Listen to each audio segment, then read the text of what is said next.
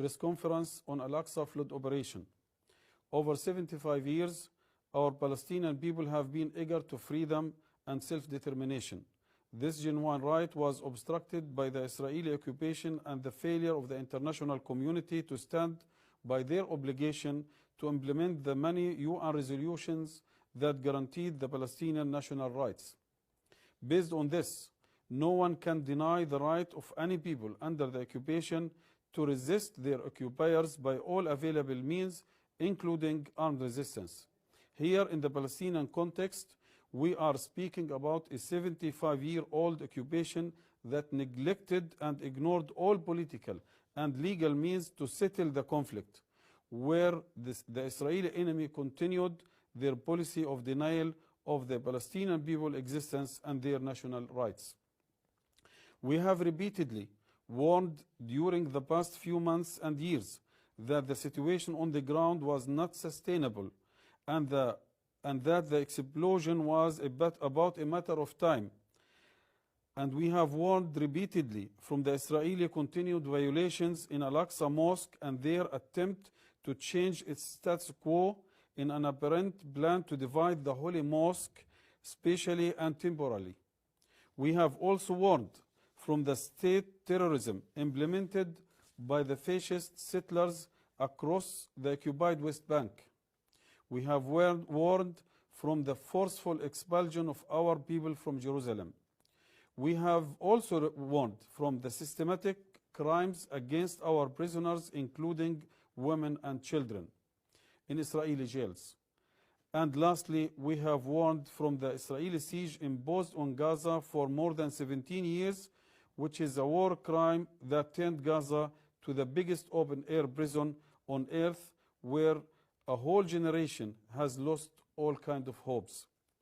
But unfortunately, no one listened to these warnings, and the international community, especially the Western countries, continued to give Israel the cover at all levels to continue committing its crimes. Based on that, we confirm the following.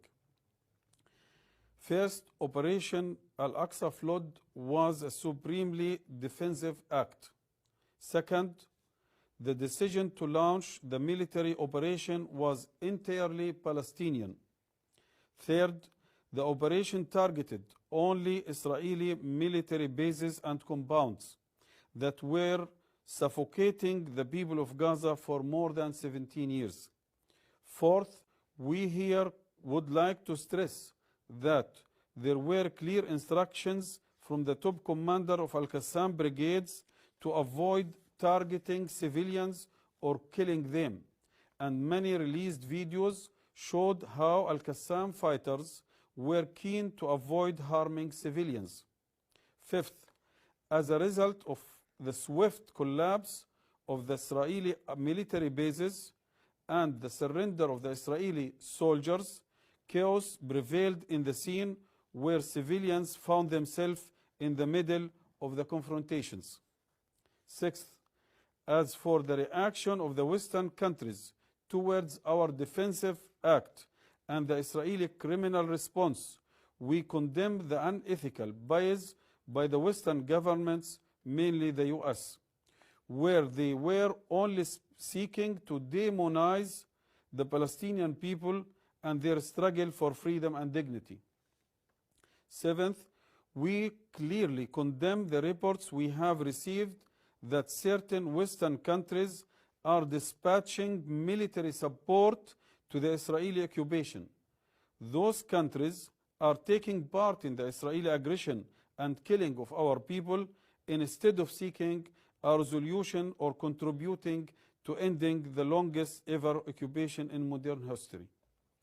Eighth, for the captives and prisoners held by the resistance, we confirm here and make it clear we are fully committed to treat them in accordance with our religious values and the rules of international humanitarian law.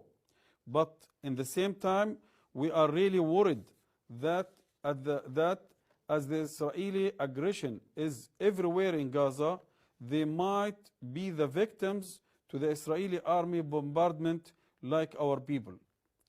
where all know that Israel military allows Israeli army to target captives and their captors, even if it leads to kill them, which is named the Hannibal Doctrine. Ninth, we also confirm that the file of prisoners and captures will not be open as long as the Israeli aggression on Gaza continues. 10th, on the Israeli allegations of killing civilians and beheading of babies, which were unethically and unprofessionally adopted by many Western media outlets, this is completely shame that these media outlets follow such lies and Israeli propaganda without making simple efforts to check the reality of these allegations. We firmly deny these allegations, and as we reject this media bias, we call on the media agencies to abide by the journalism code of ethics. 11th, in connection to this bias, we totally reject the racist speech by U.S. President Joe Biden, who adopted crystal clear lies against our resistance and who blindly followed the Israeli allegations and propaganda that were refuted even by many U.S. media. Finally, I conclude as saying again that the Palestinian people have full right to fight back until ending the Israeli occupation, where we will continue to do so until reclaiming our national goals and rights. We call upon the governments and peoples all over the world to help us against such brutal and fascist occupation. We call on all the free people around the world to shoulder their moral responsibilities towards the Palestinian just cause, and also we urge the international community to take immediate actions toward ending this Israeli aggression and to ensure reopening of the crossing in order to allow the entry of all basics and humanitarian materials into the Gaza Strip. Thank you very much.